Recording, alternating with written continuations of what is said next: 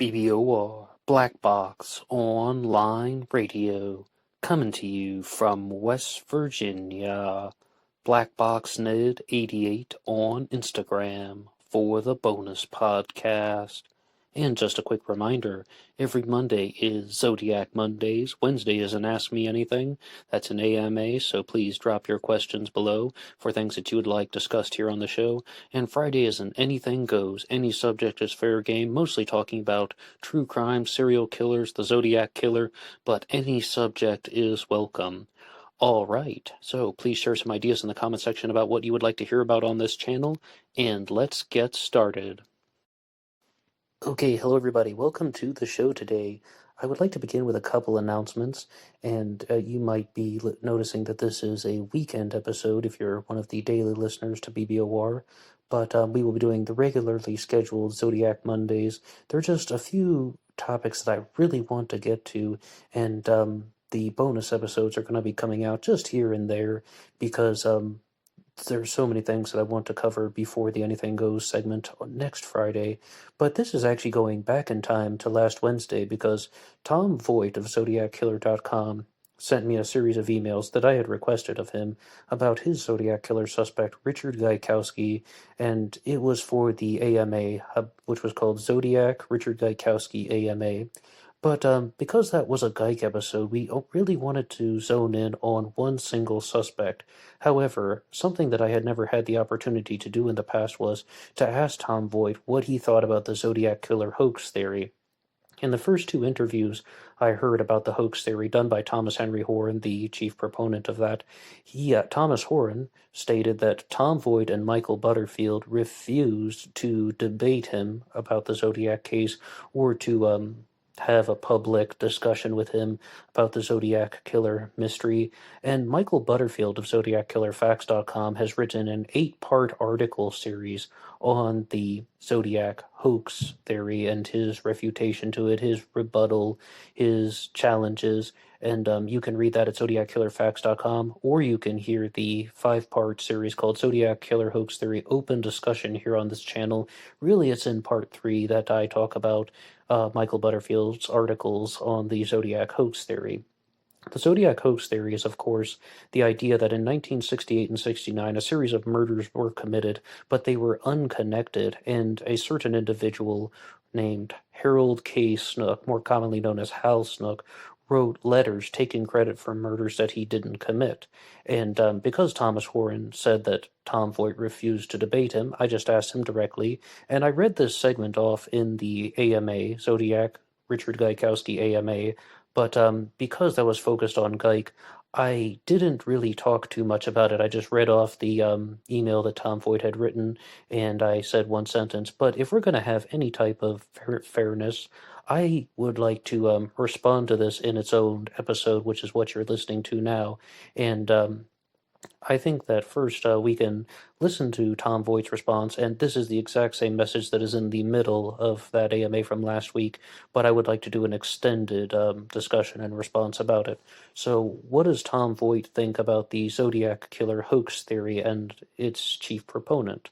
Regarding Thomas Henry Horan, he's a complete fraud. I've been dealing with that guy for years. He wanted to make a buck off the Zodiac case, and he needed a gimmick, so he came up with the ridiculous hoax theory, which he groomed on my discussion forum for years in order to work out as many kinks as possible. Thomas Henry Horan is so lacking in case knowledge that he listed the Lake Berryessa attack as happening on September 30th instead of September 27th, and he described what occurred as an abduction. Unreal. He portrays Robert Graysmith as some type of suspicious character who pulled the strings behind the multi-person conspiracy, which is ludicrous. Lots of claims about Graysmith, such as his original, earlier Zodiac book. Where's corroboration for those claims? That Graysmith's original Zodiac book got tanked? Says who? Where is Thomas Henry Horan getting this info? We aren't allowed to know. That's because he's a liar. And then Graysmith resurfaced with a new suspect, and just an interjection, that new suspect would go on to be known as Arthur Lee Allen, as if it was Graysmith who granted the search warrants against Arthur Lee Allen, and the nonsense exactly about what Graysmith did at the Chronicle. Again, where is Thomas Henry Horan getting his info? Horan intentionally doesn't provide details, and that's because he's lying to get your dollars. The biggest piece of nuttery is Horan's preposterous claim that the San Francisco crime lab was not locked and therefore anyone could have sauntered in and removed a piece of Paul Stein's shirt, and that Stein's cab was left overnight in some parking garage, and his sources, who again? Question mark, question mark, question mark. You think this past summer was volatile regarding police relations. Look into San Francisco in 1969, especially the Bay Area. All government buildings were on lockdown, especially police facilities. I could go on, but there's a sucker born every minute, and several were born during this email.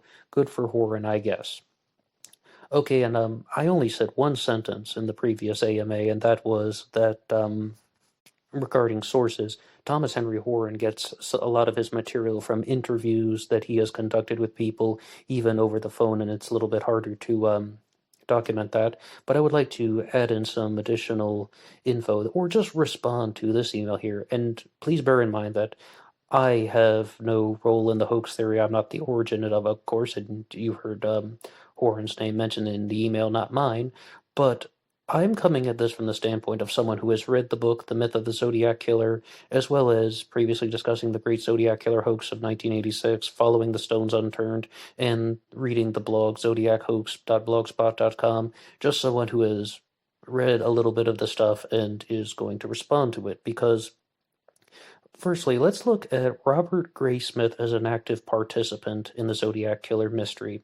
When I did the book discussion on the myth of the Zodiac Killer here on Black Box Online Radio, in part 1, I said the hoax theory has 3 major claims. The first is that Robert Graysmith lied in his 1986 book Zodiac. He provided lots of misinformation. He provided a lot of sentences that are half true and half false. He splices together ideas that don't belong in the same place. All of that. So, number 1, Robert Graysmith is a liar in his 1986 book Zodiac. The second is that the person who wrote the letters did not commit all of the murders. And the third is the letter writer has been identified as an individual, as we previously said, Hal Snook. So those are the 3 major claims of the hoax theory. So says me, some guy that read the book. And everything else is just a maybe, a possibility. It's an if. And was Robert Graysmith an active participant in the Zodiac activities? The accusations against Robert Graysmith are that he was a disinfo agent, he lied in his book for a very specific reason, as well as even being a larger active participant, being the person who wrote the ciphers, being the person who wrote the Melvin Belli letter, the 1978 letter, perhaps other pieces of Zodiac writing, not the murderers. No. Graysmith is not accused of committing the murders. And I think the exact line that Tom Voigt wrote in this email was, suspicious character who pulled the strings behind the multi-person conspiracy. When I first heard Thomas Henry Horan do an interview on the Opperman Report, that was my first exposure to the guy, I thought that all of my suspicions about multiple perpetrators were confirmed, and I had this aha moment. I really thought there might be something there. However, when he then said that Robert Graysmith, author of the 1986 book Zodiac, the author of Zodiac Unmasked, perhaps the person who's written the most famous publications about the case, was an active participant in those misdeeds, that Graysmith wrote the ciphers, and not designed them, but he sat down and wrote out the symbols, because as a cartoonist he had very good penmanship, he's very good with a pen, that he was accused of writing the ciphers and writing some of the letters. I thought that was the most outrageous thing in the world, but the adjective is ludicrous that Tom Voigt says, but that's my first impression. And if you read The Great Zodiac Killer Hoax of 1986, you can see that there are reasons about why Horan accuses Graysmith of this. However, when I interviewed Thomas Henry Horan, he said very clearly, can he prove that Graysmith was an active participant in this? And the answer is no. The 3 claims that he does talk about is Graysmith lied in his book, that the person who wrote the letters did not commit all of the murders, and he is pretty certain that the letter writer was Hal Snook. However, it is not completely accepted by the entirety of the world, otherwise this would be an open and shut case. But in regards to Graysmith stealing a piece of Paul Stein's shirt out of the halls of justice or out of the evidence lockers or out of a crime lab, it doesn't have to be Robert Graysmith that did that, because on zodiachoax.blogspot.com there's a very clear narrative that has been put out about how that could have been a journalist named Keith Power. Like this whole thing about how anybody could have just waltzed in there and taken a piece of Paul Stein's shirt and then it could have been sent in the letters, meaning that this wasn't the quote-unquote Zodiac that committed the murder. It could have been a taxi cab robbery gone wrong, or perhaps Hal Snook murdered Paul Stein, or perhaps it was somebody else altogether. And that's the thing, though. That's just a series of possibilities. Those are ifs. The heart and soul of those things are the three major claims that I laid out. So, I mean, this whole thing about Graysmith being an active participant, I think that that is quite uncertain in the Zodiac hoax theory. It is presented as a possibility, and a possibility that is meant to be considered, but that is definitely not the heart and soul of it. That is just one of the possible explanations about why Graysmith lied in his book. And then Graysmith resurfaced with a new suspect. Well, the first suspect that Thomas Horan talks about is Andrew Todd Walker. And believe it or not, I'm not going to push back too much on Tom Voigt, because I think it was in the House of Mystery interview that Thomas Horan did about the case in his book, The Myth of the Zodiac Killer, which can also be purchased as The Great Zodiac Killer Hoax of 1986, and then you can also get The Great Zodiac Killer Hoax of 1969. And then it's assembled with some additional info, is The Myth of the Zodiac Killer. But in regards to this new suspect, I was even quite curious myself about how does Thomas Horan know all this stuff about the 1981 book, which was supposed to be called This is the Zodiac Speaking, and it was supposed to come out in 1981 with W. Norton, and it was pulled at the last minute, and it didn't come out again until 1986 under the name Zodiac. But as far as knowing the knowledge of everything to do with that book, I've found that Thomas Henry Horan made a lot of more if claims about it in some even older interviews from 2018, and he took a very big step back, because in one of them, he even stated that the book was pulled because fact checkers at the FBI debunked that, and since then he has, I think he has retracted that, because in other interviews I've heard him say that it's just the book was pulled and we are not sure why. I believe, though, and this is just me, some guy who read his book, I believe that he is making the claim that the book was put out. There was supposed to be a book that was coming out in 1981, written by Robert Graysmith, called This is the Zodiac Speaking, and that he has used parts of that in his 1986 book Zodiac, and by reading the narrative he can find that, okay, this looks like how some parts of it are kind of stitched together, and it's a narrative that is written about somebody else, but I really don't know how he would have obtained material about how Graysmith's unpublished, I repeat, unpublished book was written about Andrew Todd Walker, whose real name is William Joseph Grant, and then he pulled out the name William Joseph Grant and inserted Robert Hull Starr, a pseudonym for Arthur Lee Allen. But in regards to Graysmith being an active participant in the Zodiac mystery, Robert Hull Starr, Robert Graysmith, and then Hal Snook, Hull Starr. I mean, Robert and Hal working together. I mean, there is like a signature left there, but I don't even think I need to speculate too much about that, because that is just kind of be another wild goose chase. But to go along with the claims that have been made by Tom Voigt here, grooming the theory on discussion forums for years to work out as many kinks as possible. I mean, I don't know about you, but if I had a theory about the Zodiac Killer mystery, I would definitely want to go through the process of getting it peer-reviewed and cross-referenced, and yeah, I would talk about things with other people. I don't think there's anything weird about that at all. Someone has a theory about the case, so they're discussing it to find out what other people say about things, because sometimes, I'll talk about a case on the channel and then someone leaves a comment in the section that is like, wow, what a brilliant and insightful thing. I never thought of that, even though it's clear as day. I mean, I think that that is pretty straightforward.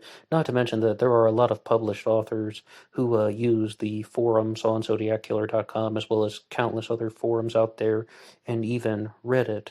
But so I think that we have addressed the major points here in this email. It's just the reason I wanted to do this little small episode is because I found that the real attacks that are made in this, and I say the word attack very lightly, the real attacks that are made in this email are looking at more of the possibilities that Thomas Horan is presenting. These aren't the heart and soul, take to the bank, meat and potatoes elements of his claims. It doesn't really say anything about his suspect for writing the letters, Hal Snook. And Hal Snook is a little bit more than just the suspect for writing the letters.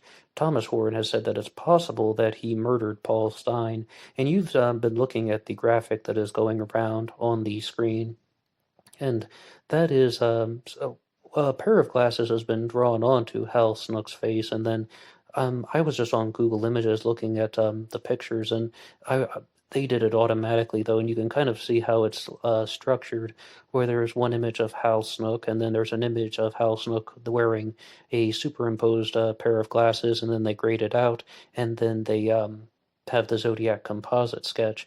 I would just ask you, is this the same person? Is that the man who is in the very famous Zodiac composite sketch?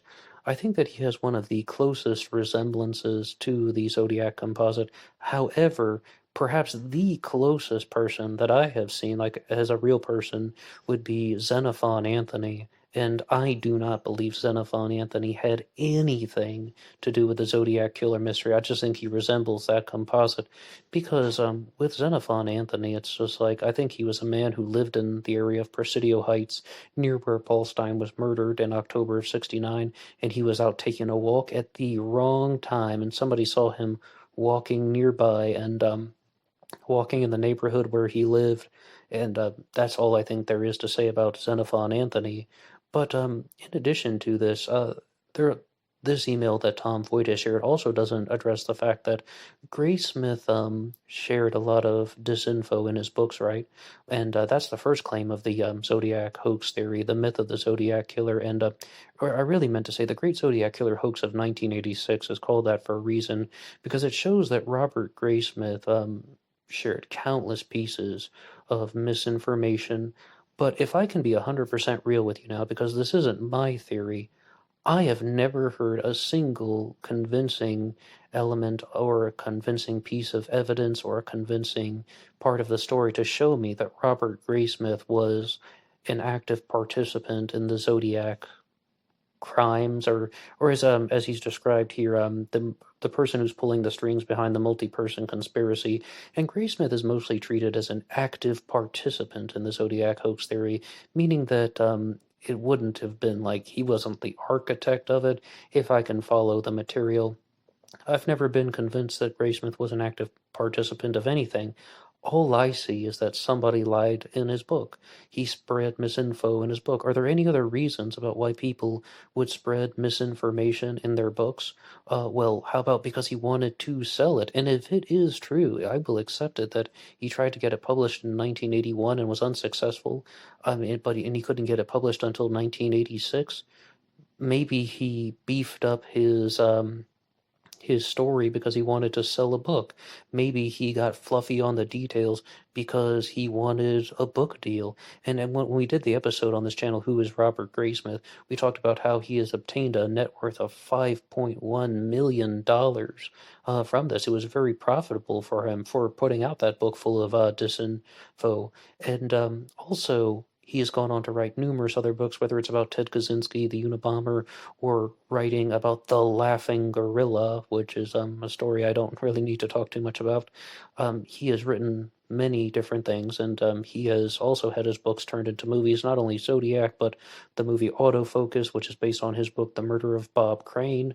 So this was very profitable for him, but he's not the first person to tell lies to sell a book, or he's not the first person to add in fictitious elements to a true story and blend it all together because he wanted people to read it, because he wanted to put out a mass market publication. And I really have to admit that even though I have read The Great Zodiac Killer Hoax of 1986, and I can completely understand Thomas Horan's narrative. I follow everything he is saying. I'm just not convinced that that was Graysmith's true intention. And Thomas Horan openly says, though, as we said, he cannot prove that Graysmith was an active participant. That's why I put it forward those three claims. Graysmith was a liar, someone wrote letters taking credit for murders they didn't commit, and he says he has identified the letter writer as Hal Snook. And I think this relates to handwriting experts examining the Zodiac letters versus Hal Snook's writing. But if you go over to Evan from Texas's channel, Evan from Texas, I should just say Evan's channel, Evan from Texas, he has shared some other very valuable things on how it could be possible that Hal Snook did indeed write the letters. See, Evan from Texas was smart. He wanted to challenge Thomas Henry Horan, so he decided to read through the case file himself and see if he came to the same conclusion, whereas some guy like me was not smart. I decided to read The Great Zodiac Killer Hoax of 1986 and then just compare it to other Zodiac Killer books. And then, well, a lot of people are saying a lot of things. So I just wanted to do this response here because I felt that I wanted to give somebody else an honest chance to respond. And what do you think about the Zodiac Killer hoax theory? What do you think about these claims made by Thomas Henry Horan? And what do you think about the Tom Voigt email here that says it's impossible that, or it says that it's ludicrous that Robert Graysmith was an active participant in this mystery, that Thomas Horan does not provide his sources. The next one is that it would be nearly impossible for someone to have obtained a piece of Paul Stein's shirt who was not the murderer. Okay, what do you have to say about any of that? And the last announcement I would make is to you guys who have been listening to Black Box Online Radio, you are 100% awesome.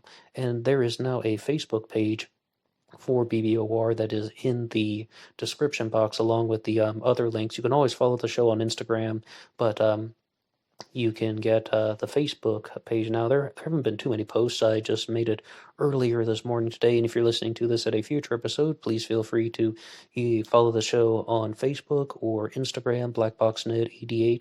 You can also write the show at BlackBoxOnlineRadio at AOL.com. Okay, and that's all for me now. I'll see you on Instagram for the bonus podcast. Until next time.